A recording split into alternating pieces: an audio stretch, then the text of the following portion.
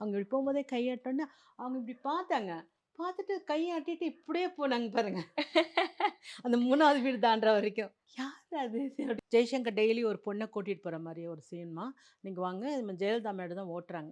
Jayalalithaa madam அந்த arts அவங்களோட act பண்ணோம். ஜெய்சங்கர் பெரிய ஹீரோ.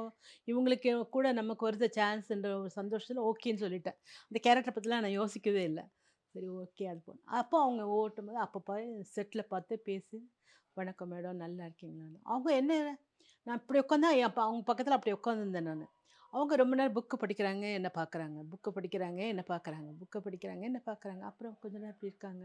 அப்புறம் திரும்ப என்ன பார்க்குறாங்க. அன்னைக்கு ஃபுல் டே அவங்க அதுதான். இந்த லஞ்ச் வரைக்கும் எங்களுக்கு மார்னிங்லேருந்து லஞ்ச் வரைக்கும் அவங்க அத பார்த்துட்டு என்ன ஒரு சமயம் அவங்க மைண்ட்ல என்ன நம்மள மாரி இருக்காங்களா? ஆ.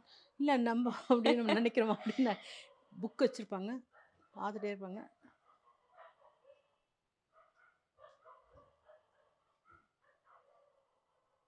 இப்படியே தான் பண்ணிட்டு இருந்தாங்க. என்னன்னே தெரியாது எனக்கு. அதுக்கப்புறம் நான் பாரதாசன் காலனில வீட்ல இருக்கும்போது, அந்த அந்த ஏரியால ஒரு மினிஸ்டர் இறந்து போயிட்டாரு.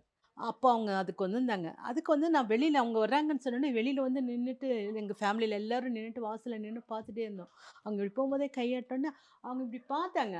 பார்த்துட்டு கையாட்டிட்டு இப்படியே போனாங்க பாருங்க. அந்த 3வது வீடு தாண்டுற வரைக்கும். யார் அது? அப்படின்ற மாரி. நம்மள அவ்ளோ மாரியே அது இருக்காங்களே! அவங்களுக்கே ஒரு நம்மள மாரி ஒரு ரிசம்பிள்ஸ் இருக்கணும், தோணியிருக்கணும் அதுல. நீங்க போய் சொல்லலையாங்க? என்ன இந்த மாதிரி சொல்லியிருக்காங்கன்னு அந்த மாதிரிலாம் பேசலையா? எப்படிங்க? அவங்க எல்லாம் அதுக்கு முன்ன அவங்கள பத்தி கேள்விப்பட்டுருக்கோம். அவங்க ரொம்ப ஸ்ட்ரிக்ட் யார்ட்ட அதிகமா பேச மாட்டாங்க. நானும் அதே தான் வச்சுக்கோங்க. இப்ப தான் பேசுறேன். அதுக்கு முன்ன கேள்வி கேட்டு தான் பதில் சொல்லுவேன். அதுங்களும் பேச மாட்டேன். இப்ப தான் நானும் பேச ஆரம்பிச்சிருக்கேன். ஸோ அது மாரி தான் அவங்ககிட்ட என்ன பேசுறது அப்போ சின்ன பொண்ணுங்கனால எனக்கும் தெரியாது. என்ன பேசணும்னு தெரியாது. ம். பெரியவங்கள பார்த்தா விஷ் பண்ணணும் அவ்வளோதான் தெரியும். எங்க அம்மா சொல்லிக் குடுத்தது. அது விஷ் பண்ண அதோட